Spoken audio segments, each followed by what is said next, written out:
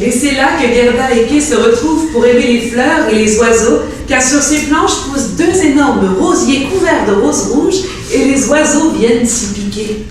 Alors, Le cœur en hiver, c'est la 26e production du Théâtre de l'Œil.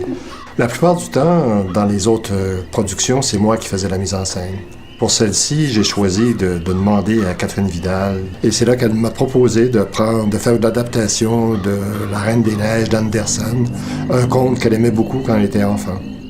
Le cœur en hiver, c'est une réécriture d'un conte d'Andersen qui s'appelle La Reine des Neiges, qui a été écrit à peu près en 1850. C'est l'histoire de Gerda, une petite fille, qui part à la recherche de Kay, son amie qui a disparu. C'est deux enfants qui sont pauvres et qui sont dans un monde un peu dur. Et en réalité, tant qu'ils sont ensemble, ils s'en rendent pas trop compte.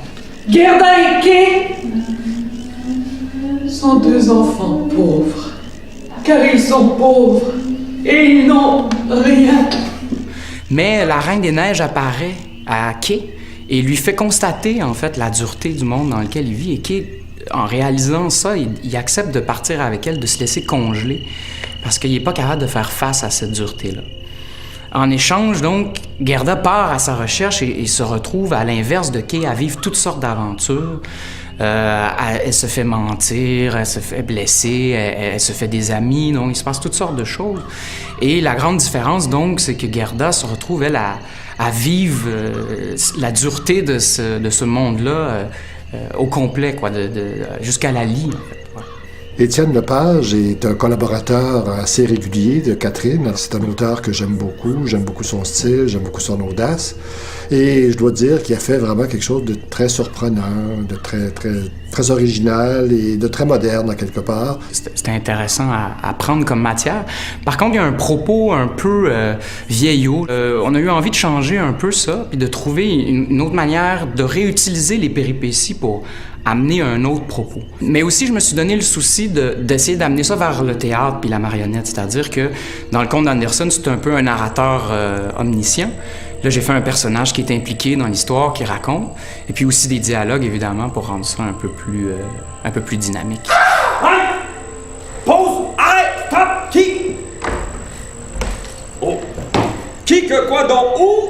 La particularité de Gerda, c'est que elle change pas tant qu'elle se révèle. Et tu finiras par mourir de faim si tu restes là. Ça m'est égal. Je ne bougerai pas d'ici tant que je ne verrai pas Kay. Les mesures qu'elle doit franchir des difficultés pour retrouver Kay, on découvre toute l'ampleur de sa force, de sa capacité à accepter, de son courage. Elle aussi semble le découvrir jusqu'à ce que, à la fin, elle soit confrontée au même test que Kay, c'est-à-dire de rencontrer la Reine des Neiges qui lui fait constater la difficulté et la dureté de la vie. Et elle a vécu immensément plus de difficultés que Kay. Et pourtant, l'histoire qu'elle a traversée lui permet d'affirmer qu'elle désire rester dans le monde avec ses duretés, de l'assumer, de vivre avec. Catherine a travaillé avec nous il y a plusieurs années, en 2007, dans un spectacle qui s'appelait À la vache, où elle était comédienne marionnettiste avec beaucoup de bonheur et avec beaucoup de plaisir. Et là, elle a fait plusieurs mises en scène, Le Grand Cahier, entre autres. Et à chaque fois que j'ai vu ces spectacles, j'étais complètement ébahi, émerveillé par sa facilité à travailler avec les objets, à faire vivre l'environnement. Je débute toujours avec une intuition de forme, chose que j'ai travaillé avec Richard en amont. Et ça, c'est toujours commandé par un désir. Et là, comme c'est la première fois que je travaille avec la marionnette, j'avais envie... ce qui me fascine, en fait, c'est le transfert entre le marionnettiste et la marionnette. Donc, de travailler cette relation-là. Alors, j'ai eu envie qu'il n'y ait pas de castelet traditionnel où on cache les marionnettistes, mais qu'on les voit plutôt, que je les mette aussi en scène. Il y avait aussi le désir de passer de l'échelle humaine à l'échelle marionnettique. La scénographie que j'ai créée pour Le Cœur en hiver est vraiment inspirée à la base du texte d'Étienne Lepage, c'est évident. Mais la façon qu'il a écrit son texte est beaucoup... tout est axé sur l'action, c'est un espèce de feu roulant qui avance par l'action et la répétition aussi.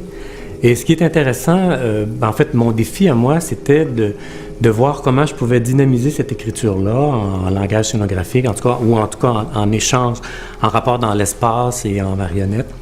Je prends le texte, ou l'idée à la base, ça peut être une idée, mais habituellement c'est un texte. Je prends le texte et je m'efforce de l'illustrer ou de l'investir par le dessin. C'est un peu, c'est ce qu'on appelle des scénarios-images, enfin c'est la traduction de storyboard. Mais plus que le dessin, c'est-à-dire comment on passe d'un dessin à l'autre, comment on crée le mouvement de façon graphique pour faire avancer, évoluer l'histoire, et puis changer les scènes, transformer les lieux, transformer les états, exprimer les différents moments. Le plateau tournant, c'est très simple à la base, et c'est ce qui est intéressant, c'est que ça nous permet de faire apparaître, disparaître, tout en ayant un lieu neutre ou théâtralement vide, si on veut. Et ça, c'était un des points intéressants pour nous aussi, c'est-à-dire d'avoir des espèces de lieux personnages, c'est-à-dire des lieux vivants qui puissent être à la limite un peu comme des animaux ou des êtres humains, vivants, quoi, ou des plantes même. On a tous ces paramètres-là. Mais c'est important pour nous que ça se marionnettise, c'est-à-dire que ça devienne des marionnettes, les lieux aussi. Quand on parle de l'hiver et puis de tout le rapport avec la Reine des Neiges et le danger de l'hiver, c'était important pour moi de mettre une espèce d'opposition à ça, qui est la chaleur de l'été, qui est aussi les couleurs par rapport au blanc. Et puis le printemps, que j'ai illustré dans notre histoire par une espèce d'état éternel de jardin qui n'en finit plus de fleurir et puis de se renouveler continuellement. Donc c'est un peu sur ça qu'on a travaillé avec Catherine pour développer l'espace et la scénographie.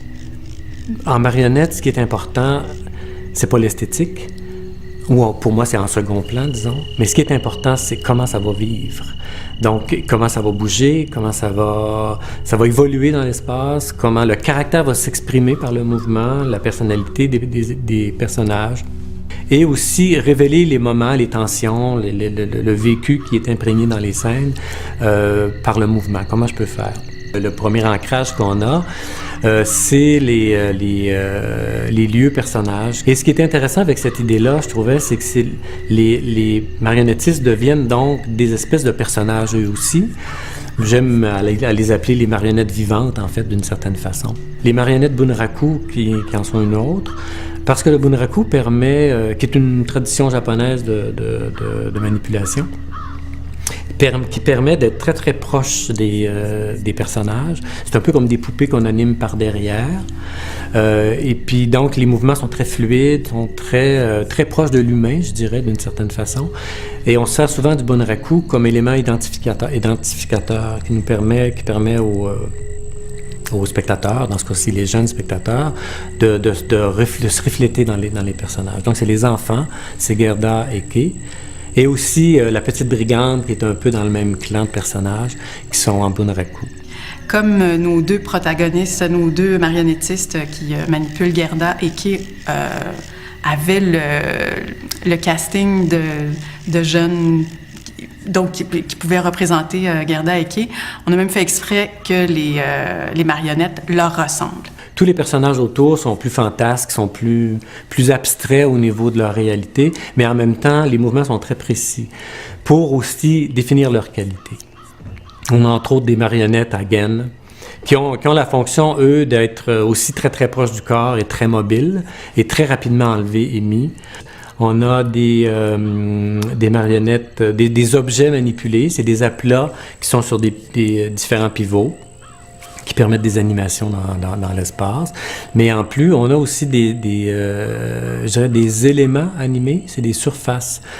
C'est un défi qu'on avait dans la pièce, c'était d'exprimer la Reine des Neiges. Et on voulait que ça se fasse d'une autre façon que par un personnage. Donc, c'est par les éléments de l'hiver que la Reine va prendre vie, va s'incarner. C'était une façon pour nous, en fait, d'incarner le personnage de la Reine sans avoir à lui donner figure. Et en plus de ça, on a des marionnettes casques, on a des marionnettes à gueule et à tige, et je suis certain que j'en oublie. Un de mes intérêts comme concepteur, c'est aussi de mélanger les types de manipulation, de faire en sorte que le tableau, qu'il y a des forces différentes pour qu'il se complète de façon différente. C'est-à-dire qu'on ne fasse pas des scènes fermées, mais ouvertes tout le temps. en utilisant différents types de marionnettes et aussi différentes dimensions de marionnettes. Notre amie Gerda, qui est le personnage principal de la pièce, est vue de différents formats. Parfois, elle est très petite, comme si elle était vue de loin, et parfois elle est plus grande, comme si elle était vue de plus proche. Donc, on aime beaucoup jouer avec les proportions comme ça aussi, avec les différentes, les différents points de vue, en fait. Il y a des particularités, des exigences, des libertés de travailler avec une marionnette. On m'avait averti que ça allait être un travail très dur. Effectivement, c'est un travail de moine. On avance millimètre par millimètre. Il faut trouver la gestuelle de la marionnette. Il faut tout inventer, voire même, en dehors de la marionnette, le tableau que ça crée, le tableau visuel. Et donc, c'est ça, on avance vraiment peu à peu. On peut passer facilement 1 heure sur 2-3 gestes, juste pour trouver la précision et la justesse d'un mouvement. Et puis, je me suis dit, je m'étais dit que je profiterais peut-être pas nécessairement de mon expérience avec des acteurs en chair et en os, mais finalement, c'est mis à profit. Dans la direction d'acteur, on essaie de faire passer des intentions, une émotion à travers le corps de l'acteur, mais à travers le corps de la marionnette aussi.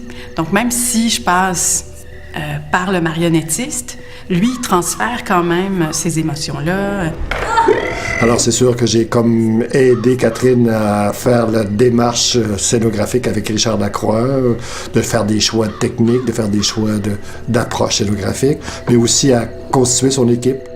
Alors, mon équipe se constitue de Stéphane Hein, mon assistant, très précieux parce que lui il a un DESS à l'UQAM en théâtre de marionnettes.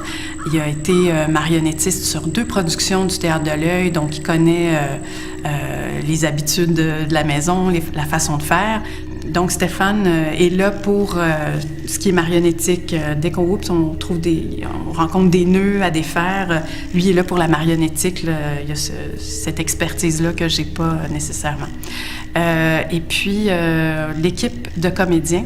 Alors, on a Nicolas Germain-Marchand, Estelle Richard et Pierre-Louis Renaud qui ont travaillé sur plusieurs productions au Théâtre de l'Œil, qui sont comédiens. Avant tout, ils ont une formation de comédien, mais ils ont aussi par la suite acquis une formation de marionnettiste dans les productions du Théâtre de l'Œil. Et Karine Sauvé, qui, elle aussi, a fait son DESS à l'UQAM en théâtre de marionnettes. C'est une créatrice aussi. Alors, j'ai invité Francis Rossignol et Alexandre Pilonguet, 2 concepteurs, donc Francis au son et Alexandre aux éclairages, à venir compléter donc l'équipe.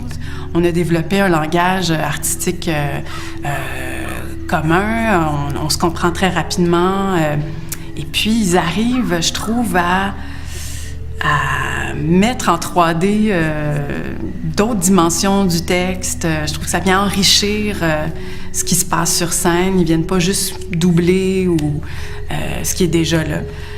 Gerda, elle rentre dans la vie, puis on peut juste lui souhaiter le courage et la détermination, puis de passer à travers ses épreuves.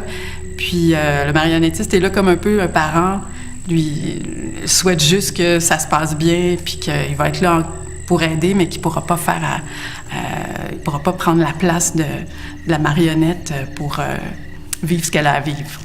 Et ensemble, Gerda et Kay aiment tant de choses qu'ils ne savent pas ce qu'ils n'aiment pas. Ou alors, quand ils n'aiment pas quelque chose, ils ne perdent pas leur temps à s'en préoccuper. Ou alors, encore mieux, quand ils n'aiment pas quelque chose, ils s'arrangent pour l'aimer. Ce qui est un grand pouvoir. Oui, voilà ce qu'est leur grand pouvoir.